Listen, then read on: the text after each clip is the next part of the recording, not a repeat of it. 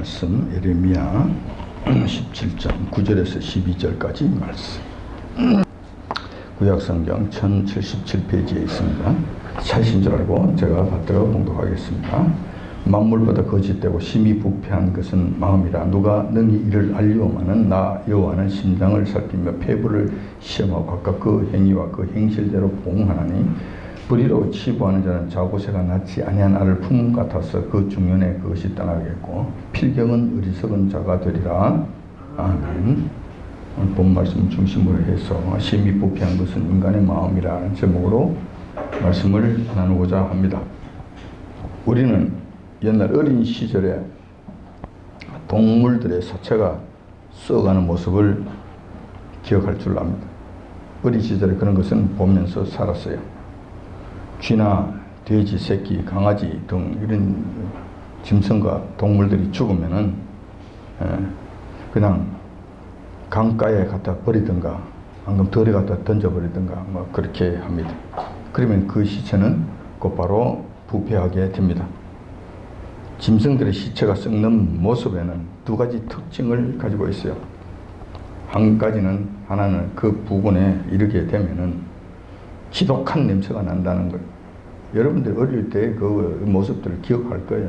특히 여름날 날씨가 괜찮은 이런 시절 같으면은 그 시체 썩는 냄새가 뭐 보통이 아니에요.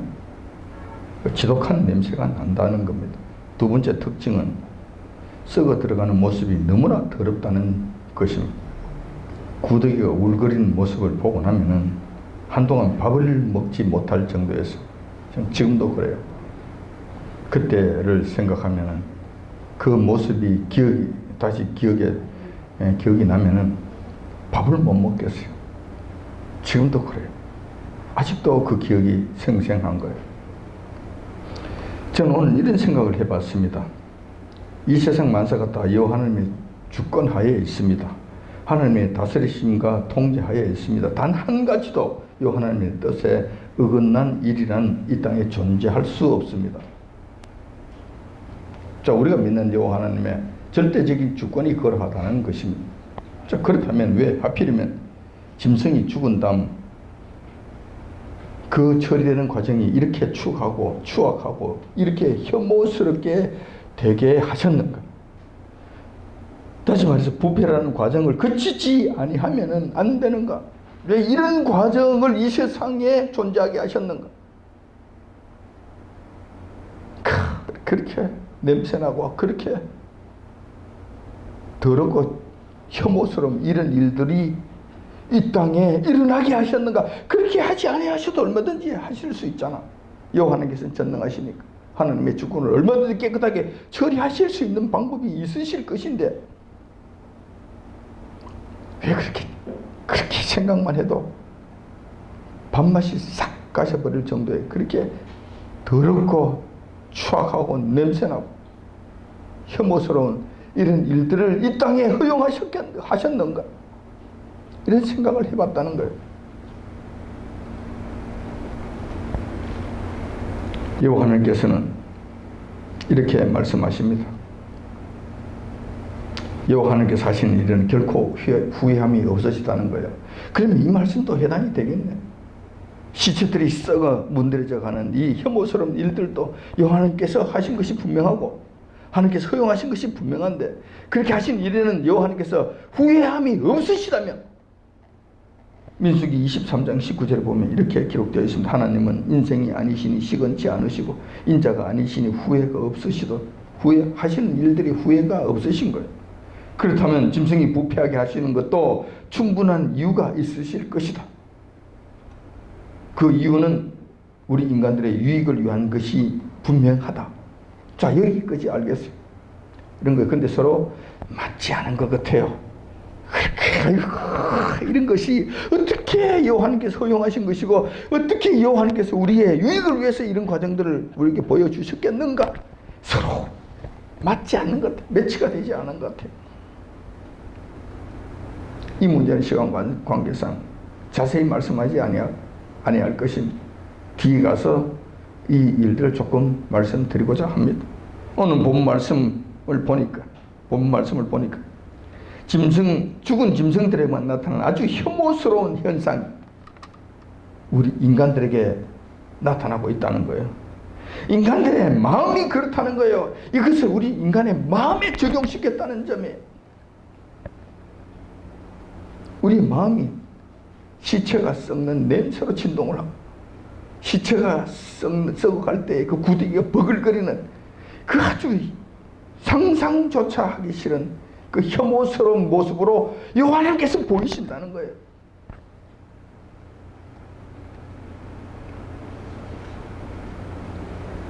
어찌해서 이런 일들이 일어나는가? 이것이 무슨 의미인가? 오늘은 이것을 한번 살펴보고자 하는 것입니다. 부패란 이 원어, 이 단어의 원어를 한번 살펴봤습니다. 히브리 원어에 살펴봤더니만은 아나시라는 단어로 되어 있어요. 아나시. 아나시라는 이 말의 의미는 치료 불가능한 상태에 있는 병, 치료가 불가능한 상태에 이르는 상처, 그 심각한 것을 말하는 거죠. 아주 최악의 상태에 이르는 것을 이게 우리가 아나시라고 부른다라는 거예요. 자, 그래서 영어 성경을 찾아봤더니 영어 성경에서는 이렇게 번역을 해놨어요. NIV 영어 성경에는 deceit라고 우리 표시했는데 deceit, D-E-C-E-I-T, deceit. deceit라는 이 말은, 이 말의 의미는 속임수라는 거예요. 협잡, 사기꾼, 속이는 것, 협잡하는 것, 이런 의미를 담고 있는 거예요. 인간의 마음이 우리 한글로는 부패한 것이라고 표현을 하는데 반해서 영어로는 사기, 협잡, 속임수, 속임으로 가득 찬 이런 모습, 이것으로 표현을 했다는 거예요. 자, 그런데 킹 제임스 성경, 여러분들이 가끔씩 이야기하는 킹 제임스 성경, 최고의 성경이라고 떠들어대는 이 킹 제임스 성경에는 weak라고 표현을 해놨어요. weak라고 번역을 해놨어요. weak라고 하는 것은 그 병든 것, 약한 것, 뭐 이런 것을 의미하잖아요. 그러니까 인간의 마음은 약하다라는 식으로 그렇게 표현해 놓은 거예요. 우리 한글 성경에만 부패라는 단어를, 아주 강력한 단어를 사용한 거예요. 짐승 썩는 냄새가 진동하는 듯한 모습이 연상되는 이 단어를 사용했다는 거예요. 이것이 잘못된 성경 번역인가? 그러니까 원어를 봐야 되지. 한글 성경을 보면은 뭐 보이지 아니하고 뭐 알 수가 없고 어쩌고 저쩌고 떠들어대는데 사실 그러하냐? 저는 그렇게 생각하지 않아요. 저는 결코 그렇게 생각하지 않아요. 오히려 우리 인간의 더럽고 지극히 혐오스러운 상태를 표현하기 위해서는 우리 한글의 부패라는 단어가 더 적합하다고 생각하는 거예요. 할 수만 있었으면 이 단어를 사용하는 것이 더 적합하다. 영어에는 이런 단어를 사용하지, 이런 단어가, 정확한 단어가 없었던 것이 아닌가 생각해요. 물론 뭐 있긴 있었겠지만은 여기까지는 가지 못한 것 같아요.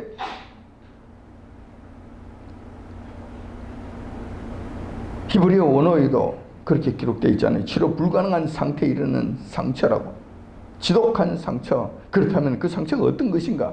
여름에 그 상처가 났다면은 그렇게 피고름이 줄줄 흐를 것이고, 그게 자칫 잘못하면 구데기도 썰어서 그 상처를 파먹고 하는 이런 일들이 일어났지 않았겠는가? 이런 것을 표현할 때도 아나시라는 이 단어를 사용했지 않았겠는가? 그렇다면은 우리 한글 성경이 우리 하나님의 뜻을 반영하는데 더 가까운 표현이 아니겠는가?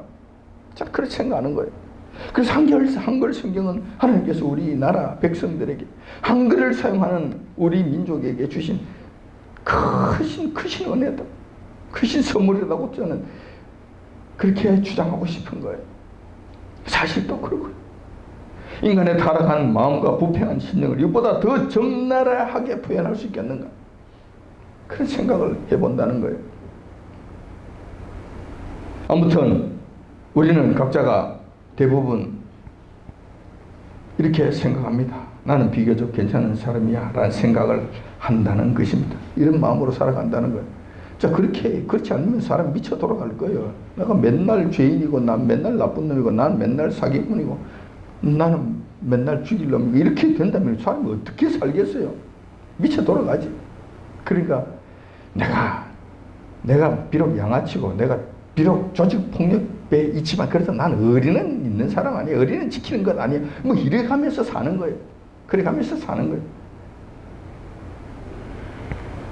근데 사실 그러한가? 물론 괜찮은 사람도 있을 것입니다. 그러나 그런 경우는 지극히 적다고 봐야 될 것입니다. 성경에서는 아예 없다고 말씀하셔요. 성경에서는 의인은 없나니 하나도 없다고 그렇게 잘라서 말씀하시는 거예요. 인간으로서 의인은 없다는 거예요. 그러면은 왜 괜찮은 사람이다 라고 생각하면서 사는가? 이런 일들은 왜 발생하는 것인가? 그 원인은 우리 인간을 외형적으로 보고 대부분 판단하기 때문에 그렇다는 거예요. 내면을 보지 못하고 그 외면적인 것, 바깥에 그 치장된 것을 보기 때문에 저 사람은 그래도 괜찮은 사람이야 이렇게 생각한다는 거예요. 그렇게 판단한다는 거예요. 그 인간의 판단은 오류 덩어리예요. 인간이 인간을 판단한다는 것은 실수 덩어리라는 거예요. 이러니까 그나마 괜찮은 사람들이 드문드문 나타난다는 것이죠. 그런데 여호와 하나님께서는 우리 인생들을 보시고 그렇지 않다고 말씀하시는 거예요. 무엇보다도 인간의 마음이 크게 썩었고 부패하다고 그렇게 단언하시는 거예요. 그것도 하나님께서 창조하신 모든 만물들보다 더 심하게 부패하였다고 강조하시는 겁니다. 오늘 본문 말씀이 그렇잖아요. 만물보다 거짓되고 심히 부패한 것은 마음이라 누가 능히 이를 알리요. 모르는 사람들은 그 심령을 다 알지 못하는 거예요. 그런데 요 하나님만은 그 심령과 폐부를 전부 다 감찰하시고 보시기 때문에 아신다는 거예요. 하나님께서는 인간의 외형과 외모를 보시고 판단하는 것이 아니라 인간이 알 수 없는 영역인 인간의 속마음을 살피시고 그 속마음의 움직임 상태를 온전하게 보신 다음에 내리신 결론이라는 점에서 우리가 반박할 수 없다는 거예요. 여기에 대해서 시비를 걸 수 없다는 것입니다. 그러면 이렇게 되는 것입니다. 인간의 마음은 겉은 멀쩡하고 그럴듯하게 보일지 모르지만 속은 짐승 썩는 모습을 하고 있으며 구데기가 버글버글거리는 것을 모습으로 여호와 하나님의 눈에는 그렇게 보이고 있습니다. 여호와 하나님의 그 온전하신 코에 그 썩는 냄새가 진동하는 이런 모습을 보인다는 거예요. 뭐가? 우리 인간의 마음이, 인간의 심령이 그렇다는 거예요.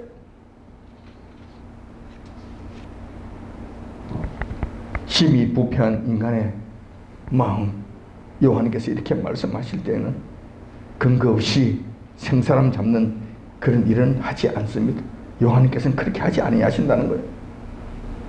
그렇다면 여호와님께서 심히 부패하였다고 탄식하실 때에는 충분한 근거가 있다는 거예요. 그 근거가 무엇인가? 뭐 때문에 그렇다고 말씀하시는가? 여러분들이라면 뭐라고 생각하십니까? 각자 한번 생각해 보세요. 여호와님께서 코를 들지 못할 정도로 인간의 심령이 썩어 문드러졌다고 말씀하시는데 뭐 때문에 그렇다고 생각하십니까? 오늘 성경 말씀을 쭉 살펴보니까 크게 두 가지로 나누어지는 것 같아요. 뭐 여러 가지가 많이 있겠지만 이번 대표적인 것 두 가지만 이 성경에서 말씀하고 계시니까 두 가지만 오늘 살펴보도록 하겠습니다. 그것은 첫 번째로 여호와 하나님, 그들의 하나님이신 그분을 배반한 사건이에요. 심령 겉으로는 아닌 척하면서 속으로는 여호와 하나님을 배반하는 거예요. 이거 너무 더러운 거예요. 너무 추저온 거예요. 너무 부패한 모습. 17장 1절에서 2절까지의 말씀을 보면 유다의 죄는 그리고 그들의 자녀가 높은 매 위 푸른 나무 곁에 있는 그 단들과 아세라들을 생각하도다. 이 마음의 문제예요. 생각하도다. 뭐를 생각하느냐 하면은 높은 매 위에, 높은 언덕 위에 푸른 나무 곁에 있는 그 단들과 그 옛날에 이스라엘 백성들 살던 그 시대 때는 그 언덕 위에 그 푸른 나무 옆에는 그 바알 신상을 섬기는 바알 제단을 그 만들어 놓은 거예요. 그것을 지금 상징적으로 말씀하시는 거예요. 그러니까 겉으로는 여호와 하나님 섬긴다 그러면서 그 마음 속으로는 지금 바알 제단을 바알신과 그 다음에 아세라들을 생각한다는 거예요. 아세라, 바알과 아세라, 우상에 빠져있는 그 모습들을 이야기한다는 거예요. 말씀하신다는 거예요. 겉으로는 안 그런 척 하는데 속마음은 그렇다는 거예요. 그들을 생각하고 있다는 거예요. 남유다는 북이스라엘이 우상 숭배하다가 아수르에 의해서 온전히 멸망당하는 것을 보았습니다. 그것을 보고도 교훈을 전혀 얻지 못했습니다. 그래서 유다가 똑같은 길을 가는 거예요. 똑같은 죄를 짓고 있다는 거예요. 유다의 자녀들은 겉으로는 예루살렘 성전에서 절기마다 하나님께 제사를 지내는 모습을 보입니다. 결코 외형적으로는 여호와 하나님을 떠나지 않습니다. 하나님을 잘 숨기는 것처럼 보입니다. 그러나 그는 항상 마음속에 아세라 우상과 바알 우상을 품고 산다는 것입니다. 그 우상을 생각하면서 살았다는 것입니다. 이것은 우리로 이야기할 것 같으면 그래요. 여호와 하나님을 섬긴다 그러면서 여호와 하나님이 나의 최고라고 그러고 나의 주인이라 그러면서 하나님밖에 나에게 없다고, 우리 주님만이 나의 주인이 되신다고, 우리 주님 외에는 없다고 떠들어대면서도 마음속으로는 아유, 어떻게 하면 돈을 많이 벌을까? 어떻게 하면 내가 출세를 할까? 어떻게 하면 국회의원이 될까? 어떻게 하면 대통령이 될까? 어떻게 하면 내 모든 것을 털어지고 내 마음대로 한번 해볼까? 여기에 온통 신경이 가 있는, 더럽기 짝이 없는,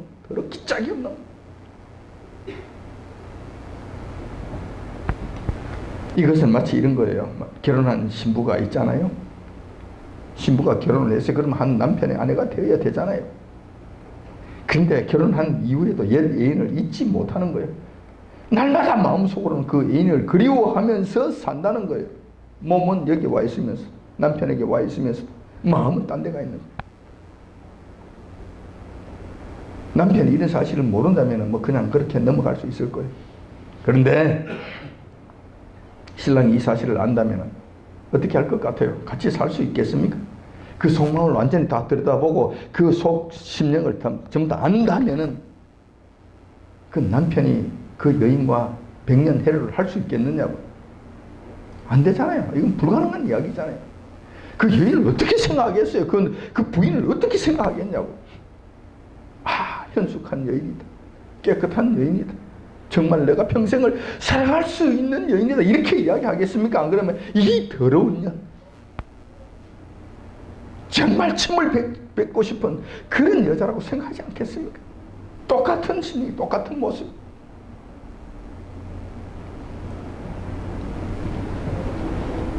두 번째, 여호와 하나님께서 심히 부패하였다고 말씀하시는 근거는 불의로 치부하는 자들이기 때문에 그렇다는 거예요. 17장 11절에 있는 말씀이 조금 전에 제가 봉독해 드린 그 말씀입니다. 불의로 치부하는 자, 자고새가 낳지 않은 알을 품는 것과 같아서 이렇게 말씀하실 때 불의로 치부하는 자예요. 그럼 불의로 치부하는 자에 관한 특징은 17장 5절에 잘 기록되어 있습니다. 17장 5절에 보면은 이렇게 기록되어 있습니다. 무릇 사람을 믿으며 혈육으로 권력을 삼고 마음이 여호와에게서 떠난 사람, 이것이 바로 불의로 치부하는 사람들이에요. 이 사람들은 어떤 삶을 사는가? 이 사람들은 첫 번째로 여호와 하나님을 의식하지 않습니다. 여호와 하나님께로부터 떠난 자들이잖아요. 여호와 하나님을 안다면, 여호와 하나님을 기억한다면, 여호와 하나님을 의식한다면 이런 일을 할 수가 없지. 불의를 저지를 수 없지. 그러니까 여호와 하나님을 의식하지 않습니다. 그 마음이 여호와 하나님께로부터 떠나버린 자들입니다. 겉으로는 어떻게 할지, 어떻게 하든지 말든지 간에 속마음이 그렇다는 거예요. 속심령이 그렇다는 거예요. 눈에 보이는 인간이나 권력자들을 바라봅니다. 여호와 하나님을 바라보는 것이 아니라 그들의 눈치를 살핍니다. 그들의 권력을 이용하려고 그럽니다. 자기도 그런 권력자의 자리에 들어가려고 합니다. 이 특징을 가지고 있는 거예요. 그렇기 때문에 그들은 그 일들을 위해서 각종 협잡과 속임수를 동원하여 그 일을 이루고자 하는 것입니다. 치부를 한다는 거예요. 부를 얻으려고 한다는 거예요. 권력을 쟁취하려고 한다는 거예요. 그 과정에서 그들은 여호와 하나님의 눈을 의식하지 아니하고 인간의 힘과 인간의 수단, 인간의 방법을 동원해서 자신들의 욕망을 채워갑니다. 항상 마음속에는 거짓과 불의가 가득 차게 됩니다. 겉으로는 그냥 광명의 천사, 그냥 거룩한 척하고 깨끗한 척하고 믿을만한 척합니다. 왜? 속여야 되니까. 상대방을 속여야 되니까. 속여서 그들의 것을 강탈해야 되니까, 빼앗아야 되니까. 이런 일들을 하는, 겉으로는 거룩한 척을 하는 거예요. 겉으로는 천사인 척 하는 거예요. 겉으로는 겸손한 척 하는 거예요. 속으로는 거짓과 불의가, 악독함이 가득 찬 시기와 질투와 탐욕, 방탕함이 가득 차 있는 거예요. 여호와께서 이 모습을 보실 때 어떤 마음이시겠습니까?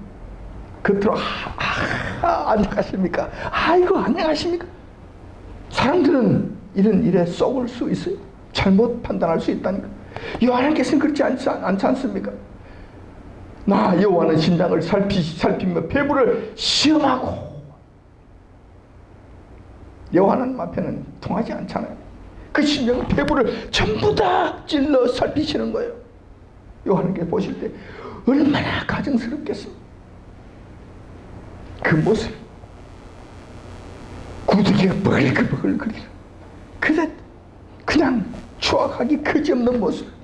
여호와께서 보실 때마다 그 마음 속에 시체가 썩는 냄새로 진동한다는 것, 진동하는 모습이라는 거예요.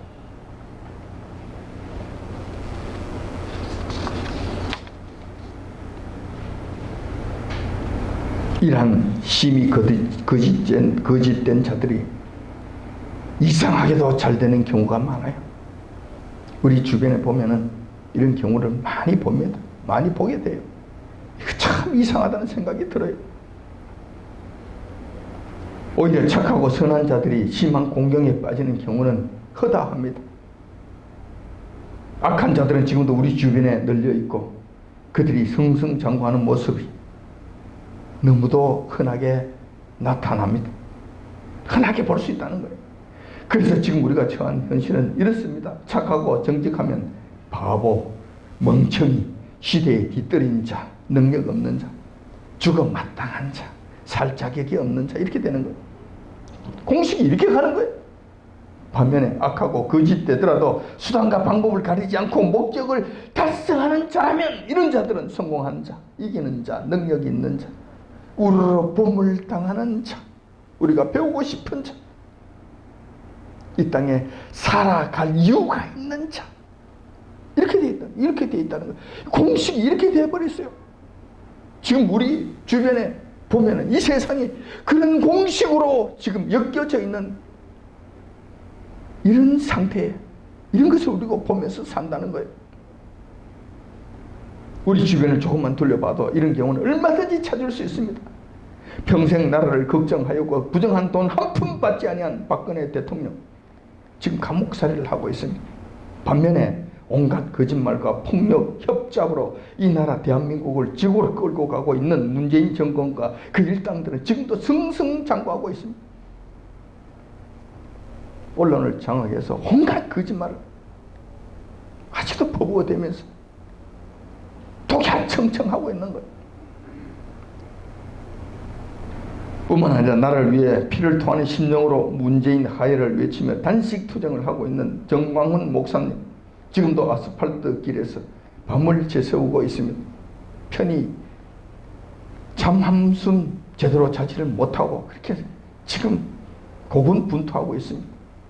그런데 기독교 윤리실천위원회라고 하는, 기독교 윤리실천위원회, 소위 말하는 기윤실, 기독교의 윤리실천을 책임지고 있다는 그 엄정한 자들, 그 심판관들이 뭐라고 이야기하느냐. 정광훈 목사가 후원금을 착복하였다고 검찰에 고발을 하고 있는 거예요. 그 기운실 대표라고 하는 작자들, 이 자들이 손봉호 교수, 손봉호라고 하는 이 협작군을 중심으로 한 기운실 대표라고 하는 그 인간들이 기독교의 가면을 뒤집어 쓰고 이런 일들을 하는 거예요.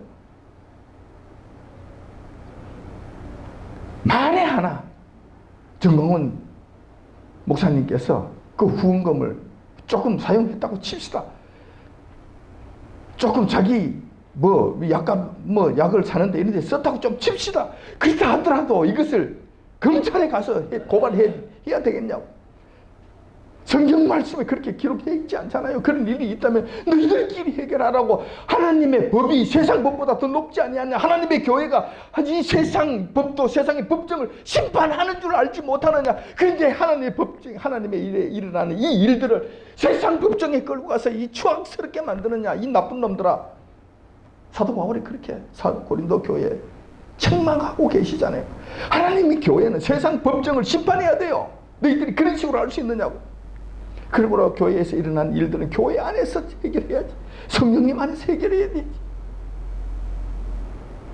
만에 하나 그런 이런 일이 있다 하더라도 검찰에 끌고 가면 안 되는. 교회 전체를 하나님의 말씀, 하나님의 몸, 우리 주님의 몸이 이 교회 전체를 끌어다가 지금 세상 법정에 밑에 집어넣는 이런 일들을 하는 거잖아요. 어찌 이런 일들을 하느냐고요.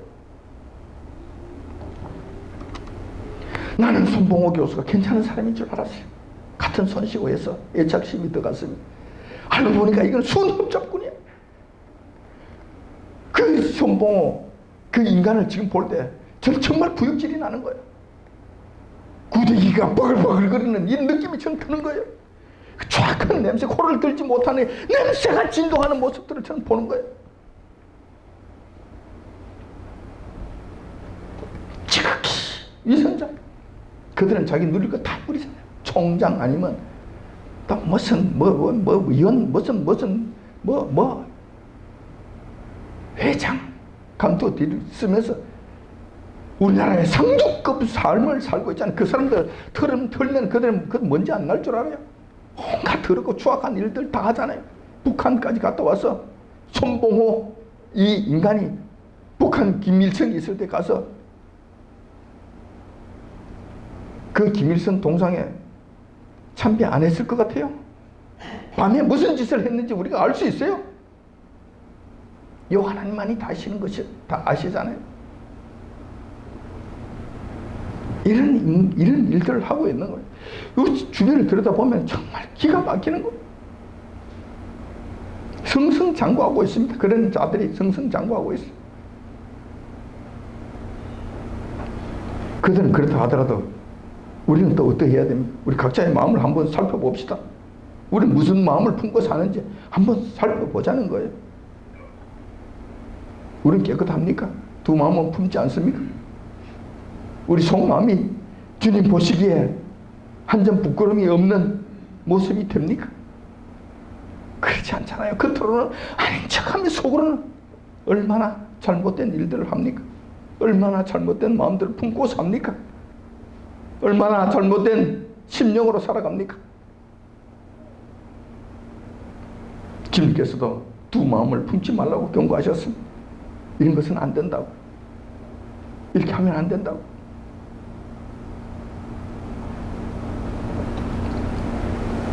자, 이러한 일들을 주변에 많이 보면서 우리는 낙심하기도 합니다. 어째 여호와 하나님께서는 가만히 계시는가? 여호와 하나님께서는 지금 주무시고 계시는가? 이런 마음이 들 때가 있다는 거예요. 그런데 결코 그렇지 않습니다. 여호와 하나님께서는 주무시는 것이 아니라 심판의 때를 기다리고 계실 따름이라는 것입니다. 때가 되시면 여호와 하나님께서는 일어나실 것이고 엄미하신 심판을 그들 위에 퍼부으실 것이기 때문에 그렇습니다. 오늘 본 말씀에도 그런 말씀들이 있습니다. 17장 3절에 이렇게 기록되어 있습니다. 내가 너 저산과 너 모든 보물과 산당들로 노략을 당하게 하리니. 때가 되면 이렇게 하신다는 거예요. 내가 죽 짜고 모아놨던 이 모든 금은 모아 재물과 너희들이 그냥 신주단지처럼 모시고 살던 그 우상 덩어리들은 내가 모조리 노략을 당하게 하시겠다. 아주 독한 나라 백성들이 내려와서 그 싸그리 전부 다 없애버린다는 거예요. 이 과정에서 사람은 무사하겠습니까? 많은 사람이 죽겠죠. 많은 사람들이 고통을 당하겠지. 또 17장 4절에는 이렇게 기록되어 있습니다. 내가 너로 너희 알지 못하는 땅에서 내 대적을 섬기게 하려니. 이게 무슨 이야기입니까? 너 전쟁이 일어나서 너희들이 질 거야. 지면은 너희들이 싸그리 전부 다 상당수는 죽을 것이고, 그나마 그 다음에 괜찮은 자들만 살아서 포로가 되어서 노예가 되어서 끌려갈 거야. 그 나라에 끌려가서 너희들 그들의 노예로서 살 거야. 평생 동안 살 거야. 이건 좀 괜찮은 자들의 모습. 이렇게 하겠다고 주님께서 말씀하신 거예요. 남유다에 대해서 하나님께서 이렇게 예언을 하신 거예요. 이 말씀은 말씀으로 끝난 것이 아니라 얼마 있지 않아서 바벨론이라고 하는 나라가 쳐들어와서 다 회파가 되고, 그들 다 많은 사람들이 죽고 그들이 끌려가서 바벨론 그 나라의 종으로 살아가는 이런 일들이 일어났다는 거예요. 얼마 있지 않아서 이런 일이 일어난 거예요.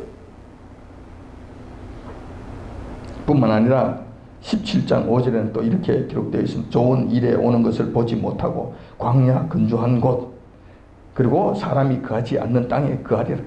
자, 그런 다음에 그나마 최고의, 그 가운데서 최고로 복받은 사람들의 상태는 어떤 상태냐면, 좋은 일에 오는 것을 보지 못하는 거예요. 정말 복된 소식은 그들은 듣지 못하는 거예요.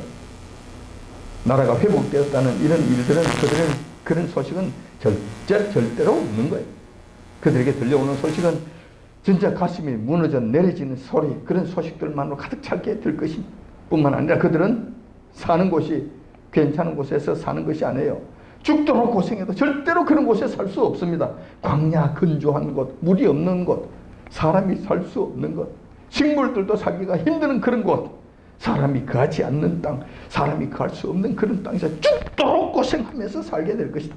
최선의, 최고의 상태가 이 상태가 될 것이다. 누가? 너희들뿐만 아니라 너희 후손들이 이렇게 될 것이라는 거예요. 이 말씀대로 안 됐습니까? 그 말씀대로 이루어졌습니다. 얼마 동안, 오랫동안 그런 일들이 일어났습니다. 뿐만 아니라 불의로 치부하는 자는 자구새가 낫지 아니한 알을 품음 같아서 그 중년에 그것은 떠나겠고 필경은 어리석은 자가 되리라. 17장 11절, 오늘 제가 봉독해드린 본문 말씀에 또 있는 말씀이잖아요. 이런 식으로 치부한 자들, 이러한 식으로 권력을 잡은 악한 사람들, 악한 정권들, 악한 정치인들, 자기 것이 될 것 같지만 절대로 그렇게 되지 않는다고 우리 주님께서 말씀하시는, 자고새가 낫지 아니한 알을 품는 것 같다는 거예요. 이스라엘 지방에는 자고새라는 새가 있습니다. 메추라기 비슷하게 생겼다고 그래요. 이 새는 특징이 알에 대한 욕심이 그렇게 많다는 거예요. 자기는 알을 그렇게 많이 놓지를 못한대요. 그러니까 다른 새의 알까지 전부 다 막 모아다가 끌어다가 막 이렇게 막 그냥 욕심산하게 품고 그 알을 부화를 한다는 거예요. 근데 그렇게 죽자고 그렇게 알을 부화를 해놓고 나면은 자기 새끼가 아니잖아요. 그 각자 부화가 된가 동시에 각자 자기를 좀 다 날아가 버리고 없는 거예요. 자기 새끼는 없는 거예요. 이렇게 된다는 거예요. 그 새의 특징이 그렇다는 거예요. 이것을 지금 말씀하시는 거예요. 하나님께서. 너가 너 것이 되는 줄 알고 자고새가 남의 알을 모으듯이 그냥 막 모으고 치부하고 권력을 쥐고 탈취하고 막 발부둥을 치면서 그 일들을 하지만은 너 거가 될 줄 아네. 절대로 너 거가 안 된다. 그것이 중년에 떠나버린다고 말씀하십니다. 중년이라고 말씀하시는 한참 때, 내가 한참 힘쓸 그 나이에, 그때에 그 모든 것들이 다 떠나가 버린다는 거예요. 그렇게 불의하게 치부한 모든 것들, 불의하게 치부한 그 모든 권력들은 한 번에 전부 날아간다는 거예요. 필경은 어리석은 자가 된다는 거예요. 정말 바보가 되는 거예요. 후회 덩어리가 된다는 거예요. 후회해도 돌이킬 수 없는 자리에 들어간다는 거예요. 필경은 정말 좋지 못한 방식으로 그들이 멸망을 맞이하게 된다는 것입니다. 오늘은 우리가 겉으로는 온갖 그럴듯한 것으로 포장한 자들이 속으로는 온갖 더러움과 악한 것으로 가득 찬 모습을 보이다가 처음에는 승승장구하는 것 같지만 필경은 망할 수밖에 없는 이 사실을 살펴보았습니다. 그들이 불의로 치부하여 처음에는 승승장구하는 듯 하지만 필경은 여호와 하나님의 엄중한 심판을 면치 못한다는 이 사실을 확인을 했습니다. 지금도 이러한 일들은 우리 주변에서 일어나고 있고 진행 중에 있습니다. 수많은 사람들이 이러한 것들을 보면서도 들으면서도 교훈을 얻지 못하는 것이 안타까울 따름입니다. 그들은 그들의 길을 간다 할지라도 그들은 그들로 그런 식으로 해서 불의한 치부를 통해서 멸망의 길로 간다 하더라도 우리는 그렇지 말아야 될 것 아니겠습니까? 우리는 그렇지 말아야 될 줄 압니다. 물론 그렇지 않을 줄 압니다. 그러나 이 말씀을 통해서 다시 한번 중간 점검을 하시기 바랍니다. 우리는 그렇지 맙시다. 우리는 마음이 부패한 자리에 들어가지 맙시다. 오만한 자리에 앉지 맙시다. 악한 꾀를 쫓지 맙시다. 잠언 4장 23절은 이렇게 말씀해 놓고 있습니다. 무릇 지킴만한 것보다 더욱 내 마음을 지키고 생명의 근원이 이에서 남이니라. 이렇게 말씀하십니다. 마음을 지켜야 되는 거예요. 겉은 조금 허술할 수 있습니다. 겉은 조금 부족할 수 있습니다. 그러나 심령을 감찰하신 여호와 하나님 앞에서 우리의 심령은 깨끗해야 될 줄 압니다. 온전하지 못할 것 같으면 날마다 회개하며 주님 앞에 돌아와서 깨끗한 심령을 달라고 부르짖으며 간구하면서 살아가야 될 줄 압니다. 최소한 우리 주님께서 보실 때 시체 썩는 냄새는 나지 않아야 되지 않겠습니까? 최소한 우리 심령이 우리 주님께서 보실 때 구더기가 벌거리는 그런 심령이 되지 말아야 되지 않겠습니까?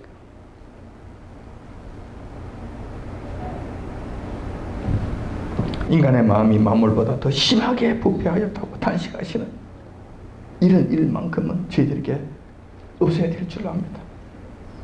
우리 모두 내면의 상태, 우리 양심의 상태를 깨끗이 해서 멸망을 향해 달려가는 세상 사람들과 구별되는 삶을 살아가시기를 이 아침 주님의 이름으로 축원드립니다. 아멘. 기도하겠습니다. 자세를 가지면 안 된다는 것. 이것을 제가 여러분들에게 말씀드리는 거예요. 언제까지? 하늘에 가서 온전한 우리의 하나님의 아들이 됐을 때까지.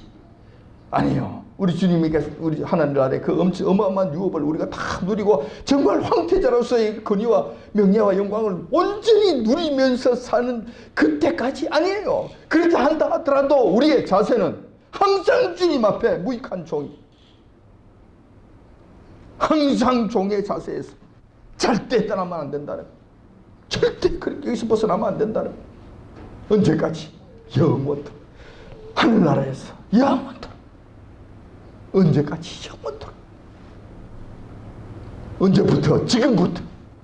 언제까지? 영원까지. 그렇게 하셔야 된다는 거예요.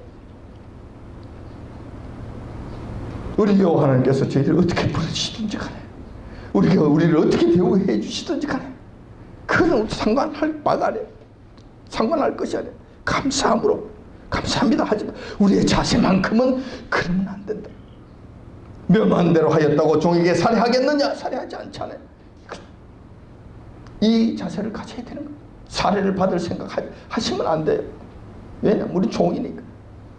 이와 같이 너희도 명령받은 것을 다 행한 후에 이르기를 우리는 무익한 종이라 우리의 하여야 할 일을 한 것뿐이라 할지니라. 이런 자세로 살아가시기를 주님의 이름으로 축원드립니다. 아멘.